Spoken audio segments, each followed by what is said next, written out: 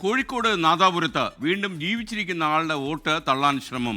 കുന്നുമ്മൽ പാത്തുവിന്റെ പേരാണ് വോട്ടർ പട്ടികയിൽ നിന്ന് നീക്കം ചെയ്യാൻ ശ്രമമുണ്ടായത്. ജീവനോടെ ഉണ്ടെന്ന് തെളിയിക്കാൻ പാത്തു ഇന്ന് ഉദ്യോഗസ്ഥരുടെ മുന്നിൽ നേരിട്ട് ഹാജരാകും. വോട്ട് നീക്കം ചെയ്യാൻ പുതുശ്ശേരി സ്വദേശി നിഷയാണ് അപേക്ഷ കൊടുത്തത്. ഇപ്പോൾ എനിക്ക് നോട്ടീസ് കൊണ്ട് തന്നിട്ട് ഞാൻ മാറ്റിക്കെന്ന് പറഞ്ഞിട്ട് ഞാൻ മാറ്റിക്ക് ഞാനിവിടെ കത്തോലെ കുത്തിനിക്ക് നേരെ ഒത്തുവത്തണ്ട മരിക്കണ്ടിരിക്കണ്ട അങ്ങനെ വോട്ടിനെല്ലാം വരുമ്പോൾ മനസ്സ് മാറിക്കാൻ എന്താക്കുക എന്നും 2-3 ദിവസം കൊണ്ട് ജീവിതം ഉണ്ടായിരിക്കും എനിക്ക് എന്നെ മറ്റോ എന്ന് അറിയത് വോട്ട് വരുമ്പോൾ എനിക്ക് ഏകദേശം ഈ 12-ാം തീയതി അപേക്ഷിച്ച പിന്നെ ഇതാണ് റിപ്പോർട്ടാണ് സംഭവിച്ചത്. പക്ഷേ ഇന്നാണ് എന്താക്കിയത് വീടുകൾ പഞ്ചായത്ത് എത്തിച്ചത്. ഇത് ജനാധിപത്യ പ്രക്രിയക്കെതിരെയുള്ളൊരു ഒരു നീചമായ പ്രവൃത്തിയാണ്.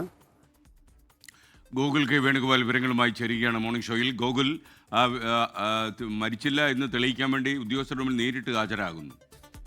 പറയൂ.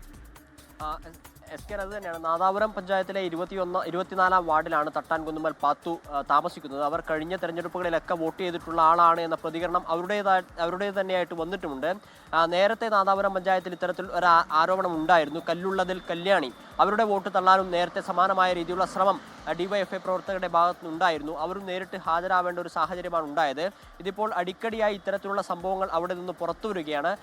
ഇന്ന് 11:40 ഹാജരായി താൻ ജീവിച്ചിരിപ്പുണ്ട് എന്ന് ഉദ്യോഗസ്ഥർ മുമ്പിൽ തെളിയിക്കേണ്ട ഒരു ബാധ്യത അവരുടെ ഭാഗത്തുനിന്ന് പാത്തുവിന് ഉണ്ടായിരിക്കുന്ന ഒരു സാഹചര്യമാണ് ഇപ്പോൾ അവിടെ ഉള്ളത്. ഇത്തരത്തിലുള്ള സംഭവങ്ങൾ തുടർക്കഥയാവുന്ന സാഹചര്യത്തിൽ തിരഞ്ഞെടുപ്പ് അട്ടിമറിക്കാനുള്ള ശ്രമമാണ് CPM-കാരുടെ ഭാഗത്തുനിന്ന് ഉണ്ടാവുന്നത് എന്നൊരു ആരോപണമാണ് UDF മുന്നോട്ടേക്ക് വെക്കുന്നത്. നാദാപുരം പഞ്ചായത്ത് എന്ന് പറയുന്നത് UDF ഭരിക്കുന്നതാണ്. പുതുശ്ശേരി മീത്തൽ നിഷ എന്ന് പറയുന്ന വ്യക്തിയാണ് ഇവരുടെ വോട്ട് തള്ളാൻ കൊടുത്തിട്ടുള്ളത്. എന്തായാലും പാത്തു ഇന്ന് എന്തായാലും ഉദ്യോഗസ്ഥരുടെ മുമ്പിൽ ഹാജരാവുകയും 11:40 കൂടിയിട്ട് ഉദ്യോഗസ്ഥരുടെ മുമ്പിൽ ഹാജരാവുകയും താൻ ജീവിച്ചിരിപ്പുണ്ട് എന്ന് തെളിയിക്കുകയും ചെയ്യുമെന്നാണ് അറിയിച്ചിട്ടുള്ളത്. SK.